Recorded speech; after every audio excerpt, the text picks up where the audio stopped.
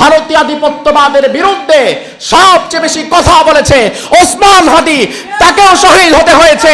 আমাদের পরবর্তী প্রজন্মদেরকে শিক্ষা নেওয়া লাগবে, ভবিষ্যতে ভারতপন্থী রাজনীতি বাংলাদেশে আর চলবে না।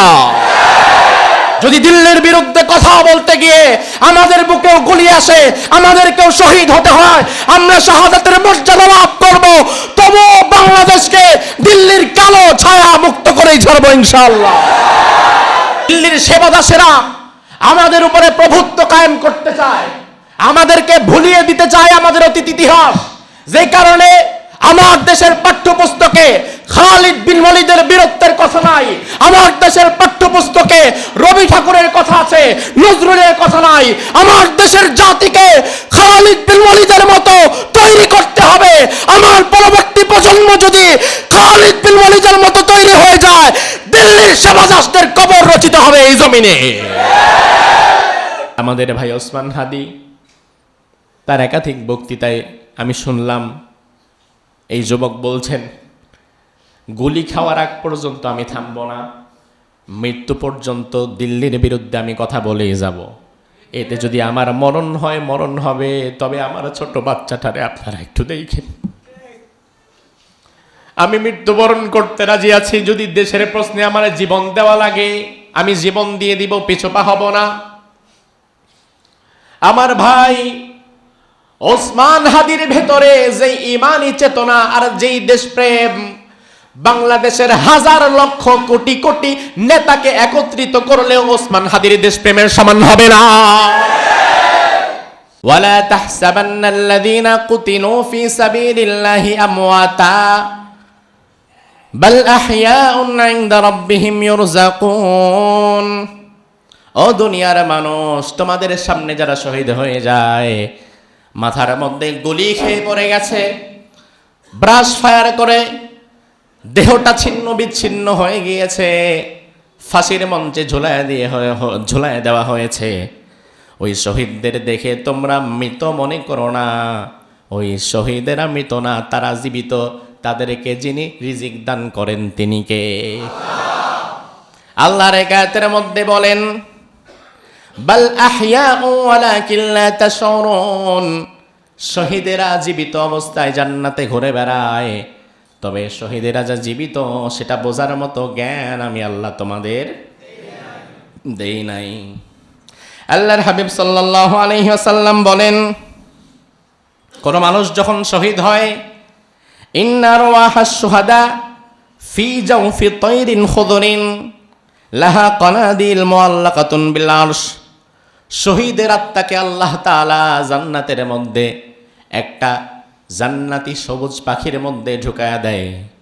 ওই শহীদের আত্মাটা সবুজ পাখির মধ্যে ঢুকে গোটা জান্নাতটাকে বিচরণ করে ঘুরে বেড়ায়। পাখি যেমন সন্ধ্যার দিকে তারা বাসায় ফিরে যায়, আল্লাহর আরশের নিচে কিছু সুন্দর নূরের বাসা ফিট করা আছে। ওই শহীদের আত্মাটা সারাদিন জান্নাতের মধ্যে ঘুরে বেড়ায়া আল্লাহর আরশের নিচে ঢুকে যায়। আল্লাহর হাবিব সাল্লাল্লাহু আলাইহি ওয়াসাল্লাম বলেন, শাহাদাতের মৃত্যু, যেই মৃত্যুটা দেখলে তোমার মনে হবে কতই না কষ্ট। আহারে, ওসমান হাদির মাথার মধ্যে গুলি লেগেছে, গুলিটা ব্রেন থেকে বের করতে পারে নাই। আপনার মনে হতে পারে কত যন্ত্রণায় কাতরিয়ে ছটফট করে মারা গিয়েছে। আল্লাহর হাবিব বলেন, মা ইয়াজিদুশ শাহীদু মিন মাসসিল কাতল ইল্লা কামা ইয়াজিদু আহাদুকুম মিন মাসসিল কারসা। দুনিয়াতে যাদের শহীদ করা হয়, তুমি দেখতে পাও তাদের বুকটা চিরে ফেলা হয়েছে, তুমি দেখতে পাও তাদের কল্লা কেটে ফেলা হয়েছে, তুমি দেখতে পাও মৃত্যু যন্ত্রণায় তারা ছটফট করছে। আসলে ওটা সত্য নয়। বিশ্বনবী বলেন, কোন মানুষকে পিপিলিকা কামড় দিলে তার যতটুকু যন্ত্রণা, শাহাদাতের মৃত্যুর যন্ত্রণাকে আল্লাহ তাআলা তার চেয়ে বেশি কমায়া দেয়। বিজয় অর্জন করা যতটা না কঠিন, সে বিজয়ের পরিপূর্ণতা লাভ করা এবং তার উপরে টিকে থাকা তার চেয়ে বেশি কঠিন। আল্লাহ তাআলা এই সূরার প্রথমে বললেন ইযা জাআ নাসরুল্লাহি ওয়াল ফাতহ। ফাতহুন শব্দের অর্থই হচ্ছে বিজয়। ফাতহুন শব্দের অর্থ বিজয়। যেমন আল্লাহ কোরআনে বলেছেন ইন্না ফাতাহনা লাকা ফাতহাম মুবিনা, আমি আপনাকে সুস্পষ্ট বিজয় দান করেছি। আবার মক্কা বিজয়কে আমরা বলি ফাতহে মক্কা, মক্কা বিজয়। আল্লাহ তাআলা সূরার প্রথমে বললেন ইদা, যখন, যা আসবে, নাসরুল্লাহ আমি আল্লাহর সাহায্য, ওয়াল ফাতহ এর পরে আসবে বিজয়। এই আয়াতের মাধ্যমে আল্লাহ তাআলা মুসলিম উম্মাহকে ক্লিয়ারলি মেসেজ দিয়ে দিলেন দুনিয়াতে আমি আল্লাহর সাহায্য ছাড়া কোনোদিন বিজয় অর্জন করা সম্ভব সম্ভব। আপনি যদি বলেন যে না ৭১ সালে আমার বাপের জন্য দেশ স্বাধীন হয়ে গেছে, আমার দলের জন্য আর আমার জন্য দেশ স্বাধীন হয়েছে, এ কথা ভুল। তার কারণ গোটা পৃথিবীতে বছরের পর বছর স্বাধীন হওয়ার জন্য লড়াই করছে এমন বহু জাতি আজও পর্যন্ত স্বাধীনতার দেখা তারা পায়নি। খুব দূরে গেলে তো বুঝবেন না, আমরা তো গোটা পৃথিবী ভ্রমণ করি। খুব কাছাকাছি উদাহরণ নেন, ভারত এবং পাকিস্তানের মধ্যখানে আরেকটা ভূখণ্ড আছে, নাম কাশ্মীর। কি নাম? কিছু অংশ পাকিস্তানে, মেজরিটি পার্টস ভারতে। এই কাশ্মীর পাকিস্তানের সাথেও যেতে চায় না, ভারতের সাথে তো আরো আগে না। আমরা যেমন দুই দেশের মধ্য থেকে ভাগ হয়ে গেছি, কাশ্মীরও আলাদা রাষ্ট্র গঠনের জন্য চেষ্টা চালায়। আপনি মাঝে মাঝেই দেখবেন পত্রিকায় নিউজ আসবে কাশ্মীরে ২০ জন জঙ্গি ধরা পড়ছে, ১০ জন জঙ্গিকে মেরে ফেলা হয়েছে। এই জঙ্গি বলতে মিডিয়া আপনাকে যেটা বোঝায়, এই জঙ্গি মানে কিন্তু এই না যে তারা নিরীহ মানুষকে হত্যা করেছে, ওই জঙ্গি না। বরং এই জঙ্গি বলতে মিডিয়া বোঝায় ওই সকল স্বাধীনতাকামী মুক্তিযোদ্ধাদের যারা কাশ্মীরকে আলাদাভাবে স্বাধীন করার জন্য ভারতের বিপক্ষে লড়াই করে যাচ্ছে দিনের পর দিন, দিনের পর দিন, দিনের পর দিন। এই যে কাশ্মীর চলমান প্রক্রিয়ায় লড়াই করছে, সারা বছর যুদ্ধ চলছেই, ধাওয়া পাল্টা ধাওয়া, আক্রমণ, মানুষের হতাহতর সংখ্যা বেড়েই যাচ্ছে। আজও পর্যন্ত কাশ্মীর স্বাধীন একটা ভূখণ্ড তো পেল না।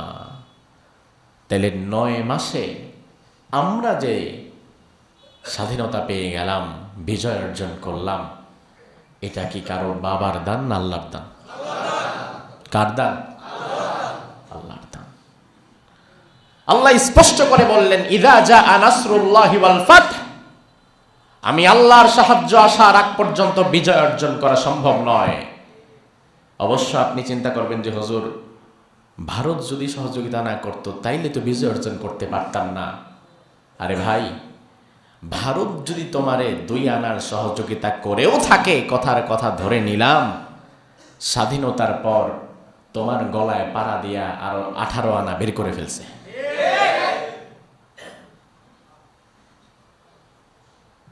আল্লাহ সুবহানাহু ওয়া তাআলা বলছেন আমি আল্লাহর সহযোগিতা ছাড়া বিজয় অর্জন করা যাবে না। আর যখন বিজয় অর্জন করে ফেলবে কোনো দেশ, কোনো জাতি, ওই দেশ ও জাতির মানুষের কাজ হচ্ছে ফাসাব্বিহ বিহামদি রাব্বিক। আত-তাসবিহ মানে হচ্ছে স্মরণ করা। আমরা যে পড়ি সুবহানাল্লাহ, এই তাসবিহ পড়ার মধ্য দিয়ে আমরা স্মরণ করি কাকে?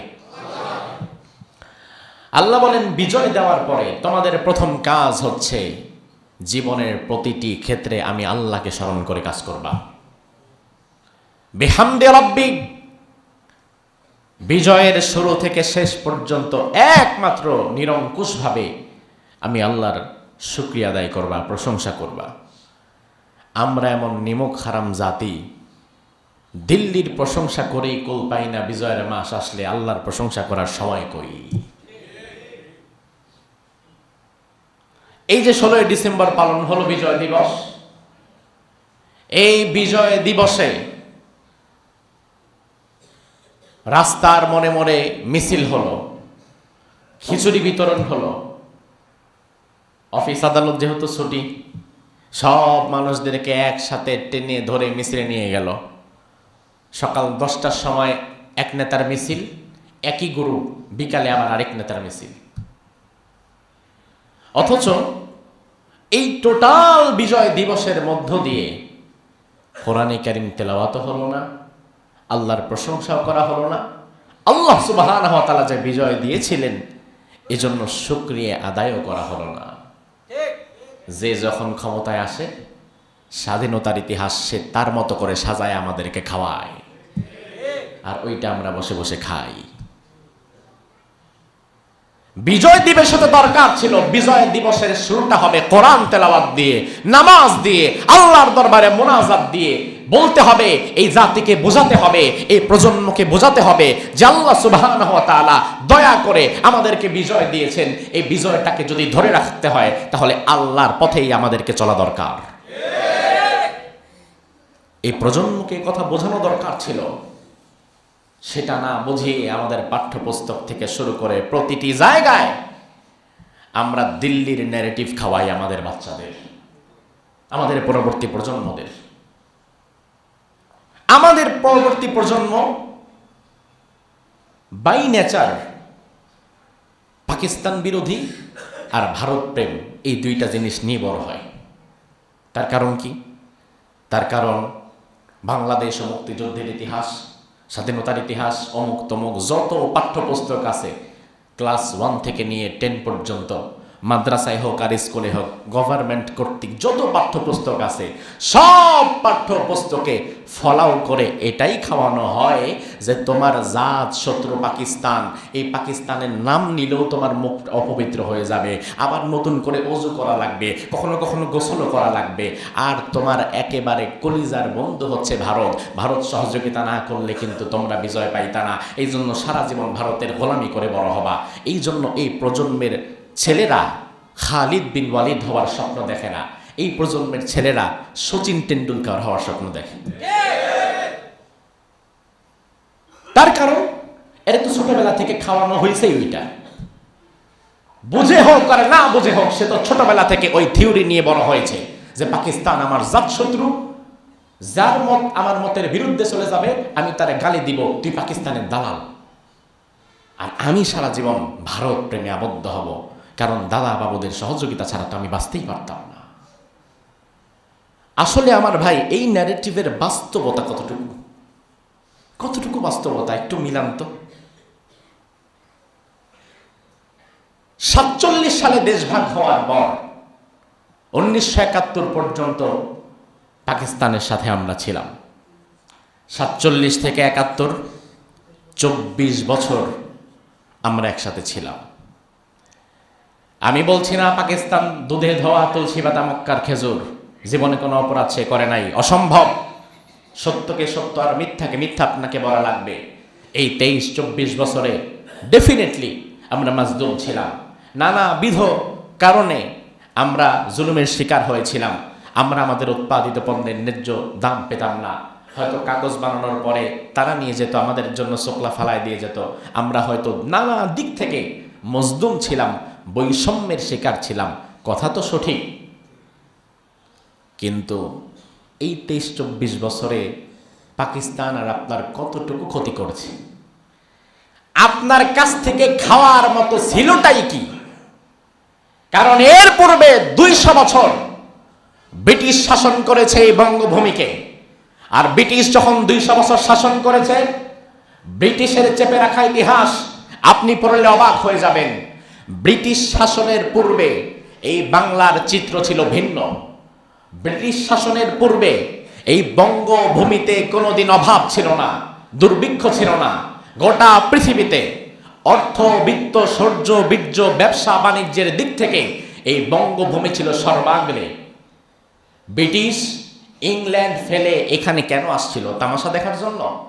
সে ইংল্যান্ড ফেলে এই বঙ্গভূমিতে এসেছিল এটা দেখতে। সর্বনাশ, এই জাতির শৌর্য, বীর্য, ব্যবসা বাণিজ্য সব দিক দিয়ে তারা তো অনেক এগিয়ে। আমাদেরকে যদি ব্যবসা করা লাগে এই মাটিতে এসে ব্যবসা করতে হবে, কারণ এই মাটি এমন মাটি যেখানে শুকনো বীজ ফেলে রাখলে গাছ জন্মে যায়, যেখানে আল্লাহর অফুরন্ত নেয়ামত আছে। এই নানাবিধ দিকগুলো বিচার বিশ্লেষণ করেই তো ব্রিটিশ এদেশে এসে 200 বছর আমাদেরকে শাসন করে গিয়েছে। ব্রিটিশ শাসনের আগ পর্যন্ত ইতিহাস বলে বঙ্গভূমিতে একবারের জন্য কোনোদিন দুর্ভিক্ষ হয় নাই, না খেয়ে কেউ মারা যায় নাই। গোলা ভরা ধান, পুকুর ভরা মাছ, গরু ছাগল দিয়ে ভরপুর ছিল আমাদের জীবন। আর ব্রিটিশ শাসন নেওয়ার মাত্র 2 বছরের মাথায় 3 থেকে 4 বার বড় ডিস্ট্রয় হয়। কয়েকবার দুর্ভিক্ষ লেগে লক্ষ লক্ষ মানুষ দুনিয়া থেকে বিদায় হয়ে যায়, হাড্ডি কঙ্কাল সার হয়ে যায়। ব্রিটিশের আজকের যে সাম্রাজ্য তুমি দেখছো, ইংল্যান্ডকে তারা সাজিয়েছে, গোটা বিশ্বে তারা সভ্যতার যে মুখোশ তারা পরেছে, এই সভ্যতার মুখোশের পেছনে ছিল চোর আর ডাকাতের এক নিদারুণ কারুকার্য। 200 বছরে বঙ্গভূমি থেকে চুষে সব সম্পদ তছনছ করে ব্রিটিশ নিয়ে তার সাম্রাজ্য সাজালো। এরপরেই না পাকিস্তান আসলো। এখন পাকিস্তান আইসা খাবে কতটুকু? এর আগে যা ছিল সব তো ব্রিটিশ চাইটা বইটা নিয়েই গেছে। কিন্তু মজার বিষয় দেখেন, এ জাতির লোকেরা ব্রিটিশকে গালি দেয় না। এই প্রজন্মকে দেখেন, এই প্রজন্মের ছেলেরা ব্রিটেন নিয়ে স্বপ্ন দেখে, তারা লন্ডনে যেতে চায়। তারা ব্রিটিশকে একবারের জন্য গালি দেয় না যে ব্রিটিশ তার বাপ দাদারে পকের ফকির বানায় মারছে। ওই ব্রিটিশরে গালি দেয় না, গালি দেয় পাকিস্তানেরে। হ্যাঁ, পাকিস্তানের গালি দেন, আমি না করছি না, আপনার ইচ্ছা হয়েছে আপনি গালি দিচ্ছেন, সমস্যা নাই। কিন্তু আমার প্রশ্ন হচ্ছে, 47-এ পাকিস্তান থেকে যখন দেশ ভাগ হলো, মাত্র 23 বছর পাকিস্তান আমাদের উপরে জুলুম করেছে, বৈষম্য করেছে। এই জন্য যদি পাকিস্তানের আপনি সারাদিনে 10 বার গালি দেন, বাকি 90 বার তো 200 বছর শাসন করে যারা চেটে পুটে খাইছে ওই ব্রিটিশদের গালি দেওয়া দরকার। কিন্তু ওইটা আপনি দেন না, আপনি ওইটা করেন না। তার কারণ কি? তার কারণ দিল্লির ট্যাবলেট আপনার ভেতরে ঢুকিয়ে দেওয়া হয়েছে, দিল্লির দাসত্ব আপনার ভেতরে এমন ভাবে পুশ করা হয়েছে, তারা আপনাকে ভুলিয়েই দিয়েছে যে পাকিস্তানের আগে তোমাদেরকে ব্রিটিশ আরো ইচ্ছা মতো বিটায় গেছে। এটা তারা আমাদেরকে আমাদের পাঠ্যপুস্তক থেকে ধীরে ধীরে মুছে ফেলে ফেলে আমাদেরকে শুধু এটাই বারবার দেখিয়েছে, তোমাদের জাত শত্রু পাকিস্তান, আর আমরা ভারতেরা আর ব্রিটিশেরাই হচ্ছে তোমাদের বন্ধু। এই জন্য এত বছর পরেও ব্রিটিশের আইন থেকে আমার দেশটা বের হতে পারে নাই।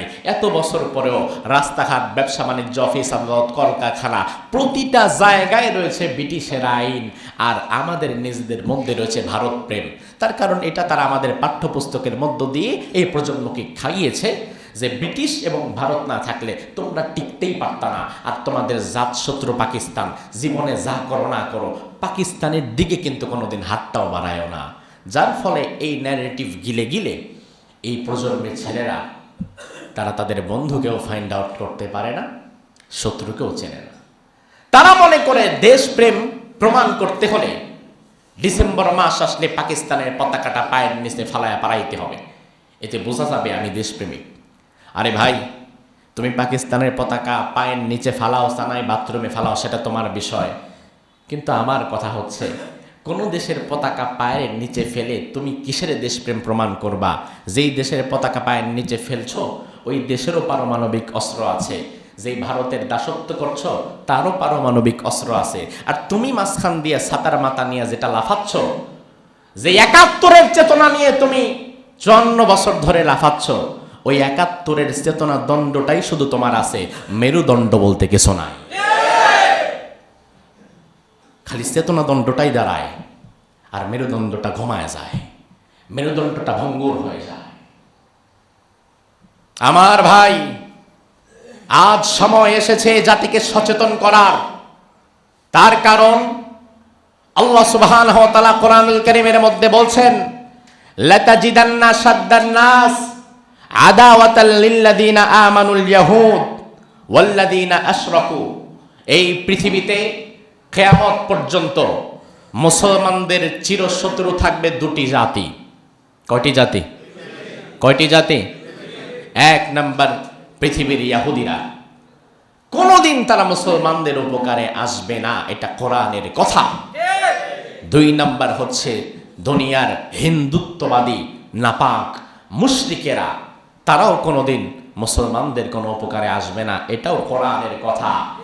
পৃথিবী কিয়ামত হয়ে যেতে পারে, আকাশ ভেঙে টুকরা টুকরা হয়ে যেতে পারে, সাগর শুকিয়ে যেতে পারে, পাহাড় পর্বত তছনছ হয়ে যেতে পারে, কিন্তু কোরআন যেটা বলেছে এটা কোনোদিন মিথ্যা হতে পারে না। তুমি যতই বন্ধু মনে করো, তুমি আসলে কতটুকু বন্ধু তাদের কাছে সেটা তুমি জানো না। তুমি মনে করো বন্ধু, কিন্তু বন্ধুর সাথে বন্ধুর বন্ধুত্ব সুলভ আচরণ হয়, কিন্তু আমাদের সাথে ভারতের আচরণ বন্ধুত্ব সুলভ না, বরং ভারত আমাদের সাথে প্রভুত্ব স্বরূপ আচরণ করে, যেন সে আমার প্রভু আর সেই প্রভুর কথা মতো আমারে চলা লাগবে। অথচ আমার প্রভু তো একজন, তিনি কে? আল্লাহ সুবহানাহু ওয়া তাআলা। শত্রু চিরকাল শত্রু থাকে না, আবার বন্ধু চিরকাল বন্ধু থাকে না। এক সময় আমার যে শত্রু ছিল সে আজও আমার শত্রু, এমনটা হতে পারে না। আবার আজ আমার যে বন্ধু আগামীকাল সে বন্ধু থাকবে, এমনটাও নয়। আমার দাদার শত্রু ছিল ব্রিটিশ, আমার বাবার শত্রু হয়ে গিয়েছিল পাকিস্তান, আর এই প্রজন্মে আমার শত্রু হয়ে গেছে হিন্দুস্তান।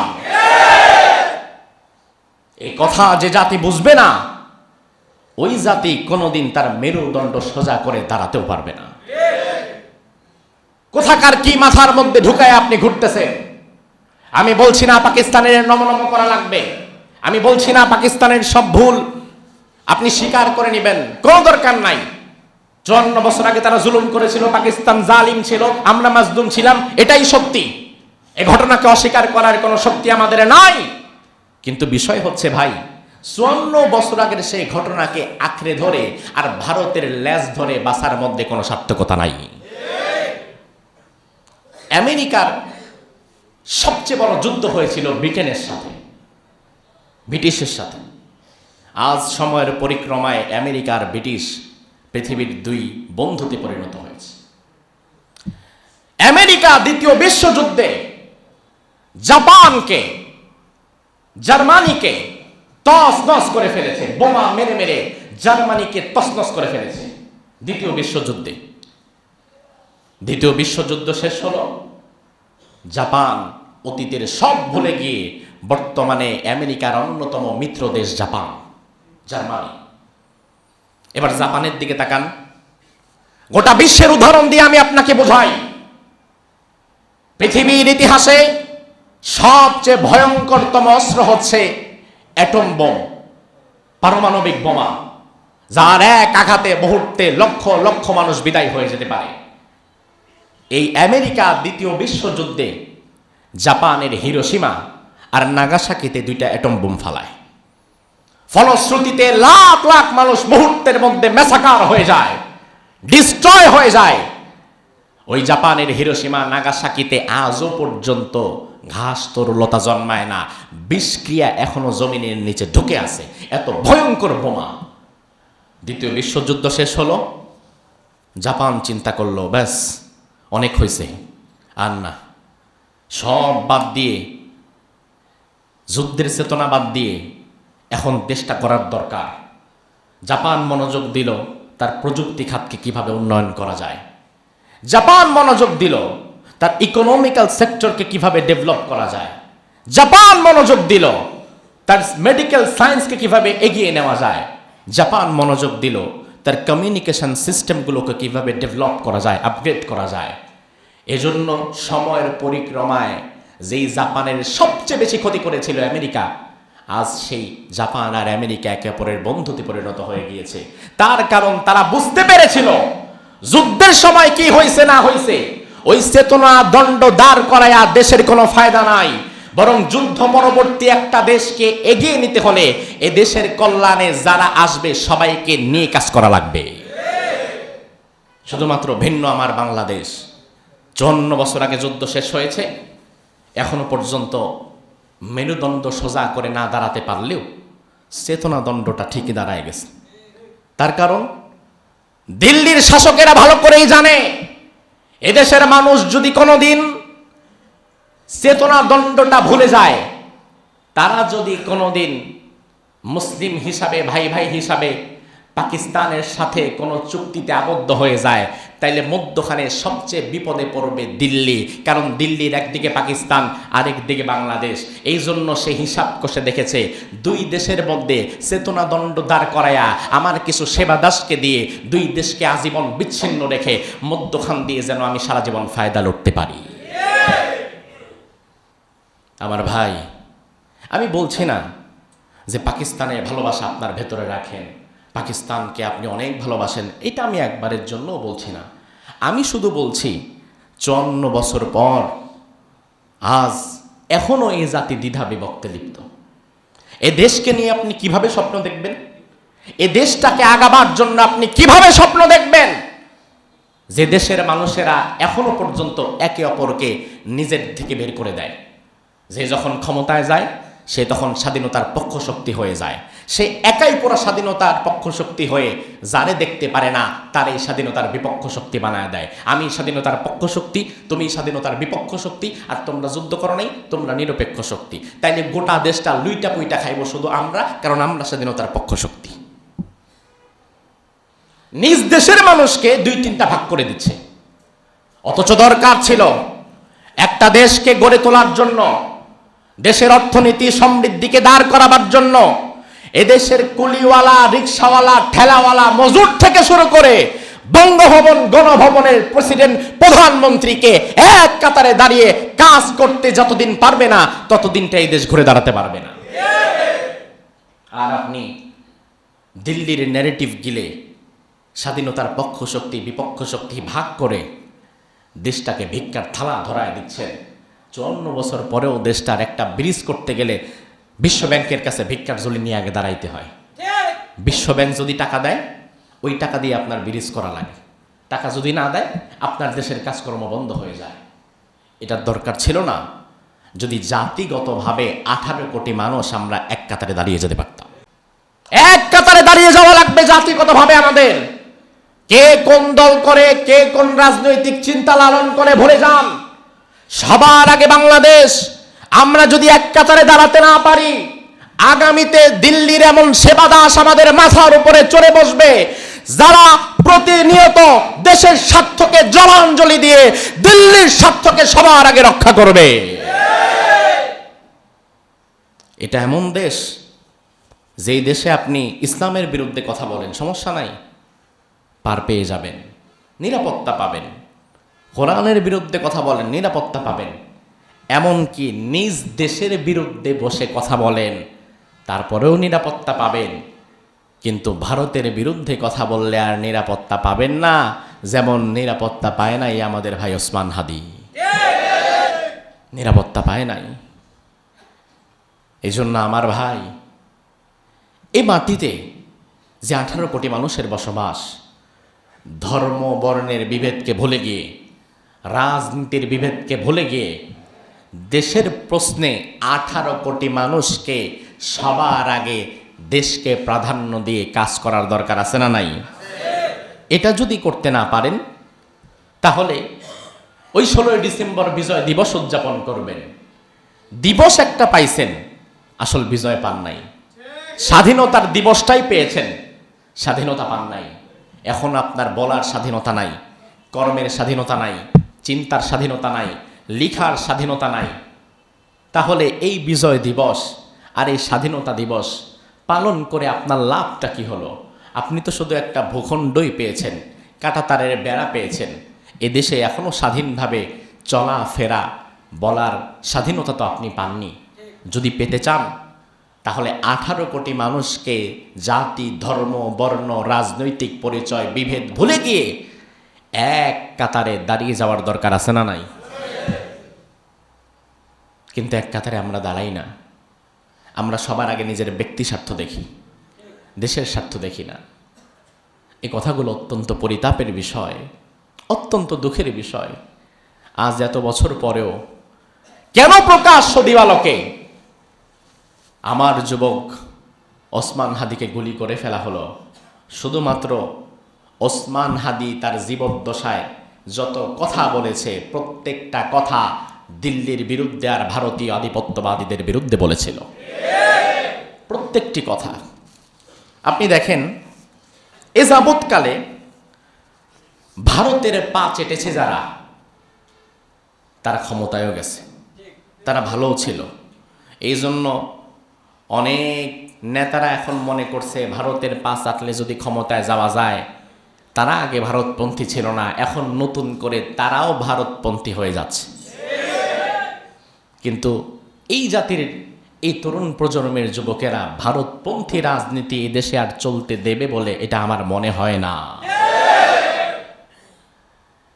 এই জুলাই বিপ্লবের পরবর্তী যে যুব সমাজ তৈরি হয়েছে, ভারতপন্থী রাজনীতি এই দেশে চলতে দেবে এটা আমার বিশ্বাস হয় না। আপনাদের মনে হয় না? এ যাবৎকালে বাংলাদেশে ভারতীয় আধিপত্যবাদের বিরুদ্ধে যারাই কথা বলেছে, যারাই লড়াই করেছে, তাদেরকেই শহীদ হতে হয়েছে। ভারতীয় আধিপত্যবাদের বিরুদ্ধে বজ্রকণ্ঠে সবচেয়ে বেশি কথা বলে গিয়েছেন শহীদ আল্লামা দেলোয়ার হোসেন সাঈদী রাহিমাহুল্লাহ, তাকে শহীদ হতে হয়েছে। ভারতীয় আধিপত্যবাদের বিরুদ্ধে সবচেয়ে বেশি কথা বলেছে আবরার ফাহাদ, তাকেও শহীদ হতে হয়েছে।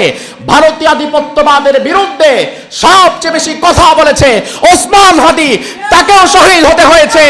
এ থেকে আমাদেরকে শিক্ষা নেওয়া লাগবে, আমাদের পরবর্তী প্রজন্মদেরকে শিক্ষা নেওয়া লাগবে।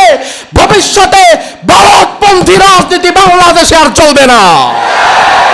যদি দিল্লির বিরুদ্ধে কথা বলতে গিয়ে আমাদের বুকেও গুলি আসে, আমাদেরকেও শহীদ হতে হয়, আমরা শাহাদাতের মর্যাদা লাভ করব, তবু বাংলাদেশকে দিল্লির কালো ছায়া মুক্ত করেই ছাড়বো ইনশাআল্লাহ। আমার ভাই, মুসলমান কখনো শাহাদাতের মৃত্যুকে ভয় পায়? আপনি ভয় পান? ভয় পাইলে মুসলমানের কাতার থেকে নামটা কেটে ফেলেন। কারণ মুসলমানদের ১,৫০০ বছরের ইতিহাস প্রমাণ করে মুসলমানেরা শহীদ হতে জানে, তবে মৃত্যুকে তারা ভয় পায় না, ঠিক কিনা? আল্লাহ রাব্বুল আলামিন এজন্যই বলেন, ওয়ালা তাহসাবান্নাল্লাযীনা কুতিলু ফী সাবিলিল্লাহি আমওয়াতা বাল আহইয়াউন ইনদা রাব্বিহিম ইউরযাকুন। ও দুনিয়ার মানুষ, তোমাদের সামনে যারা শহীদ হয়ে যায়, মাথার মধ্যে গুলি খেয়ে পড়ে গেছে, ব্রাশ ফায়ার করে দেহটা ছিন্ন বিচ্ছিন্ন হয়ে গিয়েছে, ফাঁসির মঞ্চে ঝুলায় দেওয়া হয়েছে, ওই শহীদদের দেখে তোমরা মৃত মনে করো না। ওই শহীদেরা মৃত না, তারা জীবিত। তাদেরকে যিনি রিজিক দান করেন তিনি কে? আল্লাহর আয়াতের মধ্যে বলেন, বাল আহইয়াউ ওয়ালাকিন লা তাশউরুন। শহীদেরা জীবিত অবস্থায় জান্নাতে ঘুরে বেড়ায়, তবে শহীদেরা যা জীবিত সেটা বোঝার মতো জ্ঞান আমি আল্লাহ তোমাদের দেই নাই। আল্লাহর হাবিব সাল্লাল্লাহু আলাইহি ওয়াসাল্লাম বলেন, কোন মানুষ যখন শহীদ হয়, ইন্না রওয়াহাশ শুহাদা ফি জাওফি তায়রিন খুদরিন লাহা কানাদিল মুআল্লাকাতুন বিল আরশ। শহীদের আত্মাকে আল্লাহ তাআলা জান্নাতের মধ্যে একটা জান্নাতি সবুজ পাখির মধ্যে ঢুকায়া দেয়। ওই শহীদের আত্মাটা সবুজ পাখির মধ্যে ঢুকে গোটা জান্নাতটাকে বিচরণ করে ঘুরে বেড়ায়। পাখি যেমন সন্ধ্যার দিকে তারা বাসায় ফিরে যায়, আল্লাহর আরশের নিচে কিছু সুন্দর নূরের বাসা ফিট করা আছে। ওই শহীদের আত্মাটা সারাদিন জান্নাতের মধ্যে ঘুরে বেড়ায়া আল্লাহর আরশের নিচে ঢুকে যায়। আল্লাহর হাবিব সাল্লাল্লাহু আলাইহি ওয়াসাল্লাম বলেন, শাহাদাতের মৃত্যু, যেই মৃত্যুটা দেখলে তোমার মনে হবে কতই না কষ্ট। আহারে, ওসমান হাদির মাথার মধ্যে গুলি লেগেছে, গুলিটা ব্রেন থেকে বের করতে পারে নাই। আপনার মনে হতে পারে কত যন্ত্রণায় কাতরিয়ে ছটফট করে মারা গিয়েছে। আল্লাহর হাবিব বলেন, মা ইয়াজিদুশ শাহীদু মিন মাসসিল কাতল ইল্লা কামা ইয়াজিদু আহাদুকুম মিন মাসসিল কারসা। দুনিয়াতে যাদের শহীদ করা হয়, তুমি দেখতে পাও তাদের বুকটা চিরে ফেলা হয়েছে, তুমি দেখতে পাও তাদের কল্লা কেটে ফেলা হয়েছে, তুমি দেখতে পাও মৃত্যু যন্ত্রণায় তারা ছটফট করছে, আসলে ওটা সত্য নয়। বিশ্বনবী বলেন, কোনো মানুষকে পিপিলিকা কামড় দিলে তার যতটুকু যন্ত্রণা, শাহাদাতের মৃত্যুর যন্ত্রণাকে আল্লাহ তাআলা তার চেয়ে বেশি কমায়া দেয়। এজন্য আমার ভাই, ১৫০০ বছরের ইসলামের ইতিহাস, শাহাদাতের ইতিহাস, ১৫০০ বছরের ইসলামের ইতিহাস, বিপ্লবের ইতিহাস। ১৫০০ বছর পরে বাংলাদেশে তো কোনো নবী আসে নাই, রাসূল আসে নাই, বাংলাদেশে কোনো সাহাবীও আসে নাই। তাইলে মক্কা থেকে নিয়ে ১০০০ কিলোমিটার দূরে ১৫০০ বছর আগে আপনারা কিভাবে দাড়ি টুপি পেলেন, মসজিদ পেলেন, কিভাবে ইসলাম পেলেন? তার কারণ হচ্ছে আমাদের পর্যন্ত ইসলামকে আনতে গিয়ে অসংখ্য সাহাবায়ে কেরামকে জীবন দিতে হয়েছে, অসংখ্য সাহাবায়ে কেরামকে কল্লা দিতে হয়েছে, রক্ত দিতে হয়েছে, জান দিতে হয়েছে। ওই সাহাবায়ে কেরামের রক্তে আর বিপ্লবের বিনিময়ে আমরা আজকে ইসলাম পেয়েছি। এই ইসলামকে যদি ধরে রাখা লাগে, এই রক্তের নাজরানা, এই শাহাদাতের নাজরানা আল্লাহর দরবারে আমাদেরকেও পেশ করা লাগবে। আল্লাহর হাবিব সাল্লাল্লাহু আলাইহি ওয়াসাল্লাম, মুতার যুদ্ধ হবে তৎকালীন পৃথিবীর পরাশক্তি রোমানদের সাথে। ২ লক্ষ রোমান সৈনিক একদিকে দাঁড়িয়ে গিয়েছে। বিশ্বনবী সাল্লাল্লাহু আলাইহি ওয়াসাল্লাম ২ লক্ষ রোমান সৈনিকের বিপরীতে সৈন্যবাহিনী প্রস্তুত করলেন মাত্র ৩,০০০। কয় হাজার? শুনলে মনে হবে পাগল নাকি? ২ লাখ মানুষের বিপরীতে ৩,০০০ কেমনে কি করবে? ইসলাম কোনদিন সংখ্যাধিক্যের উপরে বিজয় পায় নাই। ইসলামের প্রতিটা জিহাদে মুসলমানদের সংখ্যা শক্তি ছিল কম, কাফেরদের সংখ্যার শক্তি ছিল বেশি, কিন্তু মুসলমানেরা বিজয় পেয়েছে শুধুমাত্র কার সাহায্যে? তাইলে আল্লাহ যে সূরা নাসরের শুরুতে বললেন আমার সাহায্য আসার পরে বিজয় আসবে, আল্লাহ তাআলার এই কথা কি সঠিক না ব্যাঠিক? ২ লাখ তৎকালীন পৃথিবীর পরাশক্তি রোমানরা দাঁড়িয়ে গিয়েছে, অস্ত্র শস্ত্রে সজ্জিত ২ লক্ষ সৈনিক।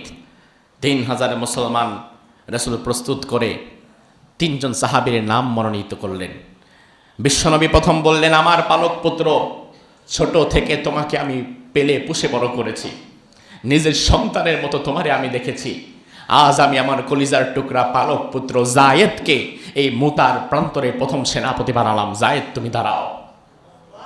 যায়েদ বিন সাবিত রাদিয়াল্লাহু আনহু তিনি দাঁড়িয়ে গেলেন। এই মসজিদে যায়েদের ছোটবেলার একটা ঘটনা আমরা অনেক আগে আলোচনা করেছিলাম। ওই যে মেলার মধ্যে হারিয়ে গিয়েছিল ডাকাত দল, ছোট্ট যায়েদকে খাদিজার কাছে বিক্রি করে, খাদিজা রাসূলকে উপহার দিয়ে দেয়। ওই ছোট্ট যায়েদকে পেলে পুষে আজকে সে বড় হয়েছে। ওই যায়েদের সন্তানাদি আছে, স্ত্রী সন্তান আছে। বিশ্বনবী বললেন, যায়েদ দাঁড়াও, তুমি হবে এই যুদ্ধের প্রথম সেনাপতি, তবে তুমি মৃত্যুবরণ করবা, শহীদ হবা। তোমার শাহাদাতের পরে জাফর হবে এই যুদ্ধের দ্বিতীয় সেনাপতি, তুমি দাঁড়াও। জাফর দাঁড়ালেন, যায়েদ দাঁড়ালেন, জাফর দাঁড়ালেন। বিশ্বনবী বললেন, জাফর তোমার শাহাদাতের পরে এই যুদ্ধের তৃতীয় সেনাপতি হবে আব্দুল্লাহ বিন রাওয়াহা, তুমি দাঁড়াও। ৩ জন দাঁড়ালেন। রাসূল বললেন, তোমাদের ৩ জনের শাহাদাতের পরে চতুর্থ আরেকজন তোমরা নিজেরা ঠিক করে নিও। আমার ভাই, নিশ্চিত মৃত্যু, নিশ্চিত মৃত্যু। তার কারণ কি? তার কারণ যুদ্ধের সেনাপতি রাখবে একজন, বিশ্বনবী ৩ জনকে দাঁড় করাইছেন, আবার বলে দিয়েছেন ৩ জনের পরে চতুর্থ আরেকজন থাকবা, তবে ওইটা তোমরা ঠিক করবা। এখন এই ৩ জনের কেউ যে আর বেঁচে ফিরবে না, এই কথার মধ্যে আর কোনো সন্দেহ আছে? আল্লাহর হাবিব বললেন, যায়েদ বাড়িতে যাও, স্ত্রী সন্তানের কাছ থেকে অনুমতি নাও। যায়েদ বলে, ইয়া রাসূলুল্লাহ, ছোটবেলা থেকে মা বাবার আদর পাই নাই, আপনার কাছে বড় হয়েছি, আপনি আমার বাবা। আর আমার মা আয়েশা ঘর থেকে আমার নামটা শুনেছে, আমি কোথাও যাব না, আমার অনুমতির দরকার নাই, আমি এখান থেকে জিহাদের জন্য বের হয়ে যাব। আমি জানি আর আমি কোনোদিন ফিরে আসব না, তবু আমার স্ত্রী সন্তানের সাথে আমি শেষ দেখাটা করতে চাই না, কারণ তাদের দিকে তাকালে আমার ভেতরে যদি মায়া তৈরি হয়ে যায়, আমি আল্লাহর পরীক্ষা থেকে হয়তো পিছুপা হয়ে যেতে পারি, এতটুকু রিস্ক আমি নেব না। জাফর রাদিয়াল্লাহু আনহু তিনি চলে গেলেন তার বাড়িতে। তিনি বয়স্ক ছিলেন, তার অনেকগুলো সন্তানাদি, ছোট ছোট বাচ্চা। জাফর গিয়ে তার স্ত্রীকে বললেন, ও স্ত্রী, আজকে বিশ্বনবী জিহাদের 3 জন সেনাপতির মধ্যে আমার নামটা 2 নম্বরে রেখেছে, তার মানে আমি যে আর কোনোদিন আসবো না, এটাই আল্লাহর পক্ষ থেকে চূড়ান্ত ফয়সালা, তুমি আমারে বিদায় দাও। স্ত্রী সন্তানেরা জাফরের পা জড়ায় ধরেছে, বুকে জড়ায় ধরছে। ছোট ছোট বাচ্চারা জাফরকে আষ্টে বিষ্টে জড়িয়ে ধরে বাবা বাবা বলে কাঁদছে। জাফর পেছনের দিকে না তাকিয়ে, বাচ্চাদের দিকে না তাকিয়ে সরাসরি জিহাদের ময়দানের দিকে রওনা দিয়েছে। বাচ্চারা পেছন থেকে, আব্বা একটু দাঁড়ান, একটু শুনে যান, শেষ কথাটা বলি। জাফর কোনো কথা শোনে না। ছোট ছোট বাচ্চাদেরকে রেখে নিজের জীবনটা আল্লাহর পথে দিয়ে দেওয়ার জন্য প্রস্তুতি নিয়ে ফেললেন। আমাদের ভাই ওসমান হাদি তার একাধিক বক্তৃতায় আমি শুনলাম এই যুবক বলছেন, গুলি খাওয়ার আগ পর্যন্ত আমি থামব না, মৃত্যু পর্যন্ত দিল্লির বিরুদ্ধে আমি কথা বলেই যাব। এতে যদি আমার মরণ হয়, মরণ হবে, তবে আমার ছোট বাচ্চাটারে আপনারা একটু দেখেন। আমি মৃত্যুবরণ করতে রাজি আছি, যদি দেশের প্রশ্নে আমার জীবন দেওয়া লাগে আমি জীবন দিয়ে দিব, পিছপা হব না।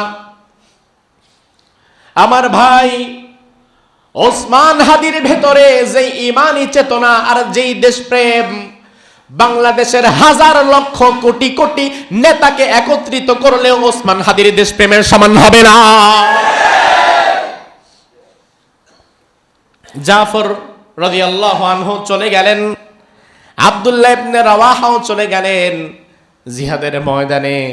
2 লাখ রোমানদের সাথে যুদ্ধ শুরু হয়ে গেল। বিশ্বনবীর পালক পুত্র জায়েদ একটা সময় যুদ্ধের মধ্যখানে নিজে শহীদ হয়ে গেলেন, আল্লাহর জন্য প্রাণটা দিয়ে দিলেন, জিহাদের পতাকা নিয়ে ফেললেন। এবার জাফর রাদিয়াল্লাহু আনহু এক হাতে জিহাদের পতাকা, আরেক হাত দিয়ে তলোয়ারি চালাচ্ছেন। হঠাৎ করে কাফেররা পতাকা লক্ষ্য করে জাফরেরকে চারপাশ দিয়ে ঘিরে ফেলল। চারপাশ দিয়ে ঘিরে ফেলে প্রথম আঘাতটা করলো জাফরের হাতের মধ্যে, যেন পতাকাটা পড়ে যায়। জাফরের একটা হাত কেটে ফেলল। জাফর সাথে সাথে তলোয়ারটা ফেলে দিয়ে ওই হাতে পতাকাটা নিয়ে ফেললেন। কালিমার পতাকাটাকে মাটিতে পড়তে দিলেন না। এবার কাফেরেরা জাফরের 2 নাম্বার হাতটাও কেটে ফেলল।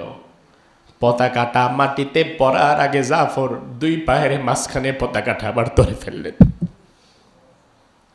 কাফেরেরা এবার জাফর রাদিয়াল্লাহু আনহুর 2টা পা কেটে ফেলল। জাফর রাদিয়াল্লাহু আনহু মৃত্যুর আগে পতাকাটা মাটিতে পড়তে দিলেন না। ওই পতাকাটাকে নিজের মুখের মধ্যে মারির দাঁত দিয়ে কামড়ায় উঁচু করে ধরে রাখলেন। হাত নাই, পা নাই, শুধুমাত্র দাঁত দিয়ে ইসলামের পতাকাটা কামড়ে ধরে রেখেছে। জাফর রাদিয়াল্লাহু আনহুর মৃত্যুর পরে একজন সাহাবী স্বপ্নে দেখলেন জাফর রাদিয়াল্লাহু আনহু আল্লাহর জান্নাতের মধ্যে ঘুরে বেড়ায়। ওই সাহাবী বললেন, ভাই জাফর, আল্লাহ তোমার সাথে কি ব্যবহার করেছে? জাফর রাদিয়াল্লাহু আনহু বলেন, কাফেররা জিহাদের ময়দানে আমার যেই হাত আর পা কেটে ফেলেছিল, আল্লাহ তাআলা জান্নাতের হাত এবং পা আমার মধ্যে লাগায় দিয়েছেন। আমার আল্লাহ আমাকে জিজ্ঞেস করেছেন, জাফর আর কি চাও তুমি? আর কোন কোন নিয়ামত তুমি চাও? আমি আমার আল্লাহকে বলেছি, আল্লাহ আর কিচ্ছু চাই না, আরেকটা বার জীবন দেন, আবার দুনিয়ায় যেতে চাই, দুনিয়াতে গিয়ে আবার আপনার পথে আমার জীবনটা আমি আবার দিয়ে আসতে চাই। ওই যুদ্ধের 3য় সেনাপতি আব্দুল্লাহ ইবনে রাওয়াহা, তিনিও পরপর শহীদ হয়ে গেলেন। 3 জন সেনাপতি শহীদ হয়ে গেছে। মুসলমানেরা কারে নিয়ে লড়াই করবে ভেবে উঠতে পারতেছে না। এমন সময় মুসলমানেরা সিদ্ধান্ত নিল যে সাহাবীর হাতে জিহাদের পতাকা দিবে, ওই সাহাবীর নাম খালিদ বিন ওয়ালিদ ওই সাহাবীর নাম কি? এমন এক বীর, ইসলামের পূর্বেও কোনোদিন কোন জিহাদে সে হারে নাই, আর ইসলামের পরে তো আরো না। 3000 সৈন্যের কাছে আমির হয়ে গেলেন খালিদ বিন ওয়ালিদ। অলরেডি কিন্তু 3000 যুদ্ধ করে ক্লান্ত, অনেকে মরে গেছেন। 3000-এর পরপর সংখ্যাটাও এখন আর আগের মতো নাই। খালিদ বিন ওয়ালিদ রাদিয়াল্লাহু আনহু মুতার যুদ্ধের সেনাপতির দায়িত্ব পাওয়ার পরে তিনি লক্ষ্য করলেন, আমার সাথে যদি মাত্র 3000 থাকে, বিপরীতে আছে 2 লাখ, শত্রুদের মনোবল ভাঙা যাবে না। শত্রুদের মনোবল ভাঙতে হবে, নিজের সৈন্যদের মনোবল ভাঙা যাবে না। খালিদ বিন ওয়ালিদ জিহাদের তরবারটা হাতের মধ্যে নিয়ে 3000 সাহাবীকে বললেন, এই বিশ্বনবীর সাহাবীরা, আজ হয়তো কুফর এই মাটিতে থাকবে, আর নয়তো ইসলাম থাকবে, দুইটা একসাথে থাকতে পারে না। যদি কুফরি শক্তি দাঁড়িয়ে যায়, আমরা সবাই শহীদ হয়ে যাব, আর আমরা একজনও যদি বেঁচে থাকি, কাফেরদেরকে এখান থেকে বেঁচে ফিরতে দেব না। অবাক করা বিষয়, 2 লাখের বিপরীতে দাঁড়ায় এত বড় বড় কথা আসে কেমনে তোমার? ইতিহাস বলে ওই যুদ্ধে মুতার প্রান্তরে খালিদ বিন ওয়ালিদ হাতের মধ্যে তলোয়ার নেওয়ার পর ফ্যানের পাখা যতটা স্পিডে ঘুরে, খালিদ বিন ওয়ালিদের আঙ্গুলের মাথায় তলোয়ারটা তার চেয়ে বেশি জোরে ঘুরছিল। ইতিহাস বলছে খালিদ বিন ওয়ালিদের তলোয়ার ওই জিহাদের ময়দানে 1টা 2টা না, 9টা তলোয়ার একসাথে ভেঙে গেছে। কতগুলা মাথা কাটলে পরে একটা তলোয়ার ভাঙে? তোমার পূর্বপুরুষ খালিদ বিন ওয়ালিদ এক জিহাদে 9টা তলোয়ার ভাঙছে। ঐতিহাসিকবিদরা বলেন, খালিদ বিন ওয়ালিদ শুধু আল্লাহু আকবারের ধ্বনি তুলে তলোয়ারটা ঘুরিয়ে ঘুরিয়ে যেদিক দিয়ে ঢুকছিল, মুহূর্তের মধ্যে শত শত কাফেরদের কাটা মাথাগুলো শুধু টাস টাস টাস টাস টাস করে নিচের দিকে পড়তেছিল। 2 লাখ কাফের অবাক হয়ে গেছে, এটা আল্লাহ কারে পাঠাইছে? একজন দেখে আমাদের 2 লাখকে নাস্তানাবুদ করে দিচ্ছে। ওই 2 লক্ষ রোমানদের বিপরীতে দাঁড়িয়ে মুতার প্রান্তরে খালিদ বিন ওয়ালিদ 3000 সাহাবীদেরকে নিয়ে বিজয়ের অর্জন করে ইসলামের পতাকা উড্ডীন করে এসেছিলেন। তোমরা হচ্ছে সেই খালিদ বিন ওয়ালিদের সন্তান। আজ দিল্লির সেবাদাসেরা আমাদের উপরে প্রভুত্ব কায়েম করতে চায়, আমাদেরকে ভুলিয়ে দিতে চায় আমাদের অতীত ইতিহাস। যে কারণে আমার দেশের পাঠ্যপুস্তকে খালিদ বিন ওয়ালিদের বীরত্বের কথা নাই, আমার দেশের পাঠ্যপুস্তকে রবি ঠাকুরের কথা আছে, নজরুলের কথা নাই। আমার দেশের জাতিকে খালিদ বিন ওয়ালিদের মতো তৈরি করতে হবে। আমার পরবর্তী প্রজন্ম যদি খালিদ বিন ওয়ালিদের মতো তৈরি হয়ে যায়, দিল্লির সেবাদাসদের কবর রচিত হবে এই জমিনে। এই জমিনে দিল্লির সেবাদাসদের কবর রচিত হবে যদি একবার তুমি খালিদ বিন ওয়ালিদের চেতনায় দাঁড়িয়ে যেতে পারো, ঠিক কি না? সব চেতনা বাদ দাও, অমুক চেতনা তমুক চেতনা দিয়ে শুধুমাত্র চেতনার ব্যবসা করা ছাড়া কিচ্ছু হবে না। যদি জমিনকে নিরাপদ রাখতে চাও, সাহাবায়ে কেরামের মতো ইসলামী চেতনা ভেতরে গেঁথে রাখতে হবে। জমিনকে যদি নিরাপদে রাখতে চাও আমার ভাই, এজন্য আজ এ জাতি দিশেহারা, শাহাদাতকে এই জাতি ভয় পায়। চিন্তা করা হচ্ছে সত্য পথে থেকে ওসমান হাদি দিনে দুপুরে মারা গেল। গত জুমাবার না, গত জুমাবার জুমার পরে ঢাকার ব্যস্ততম জায়গায় এত মানুষের মধ্যে তাকে গুলি করা হলো। আজ 1 সপ্তাহ চলে গেল, ওসমান হাদির খুনিদেরকে ধরতে পারল না। এ দায় নিতে হবে এই অথর্ব উপদেষ্টাগুলোকে। কি পেয়েছি আমরা?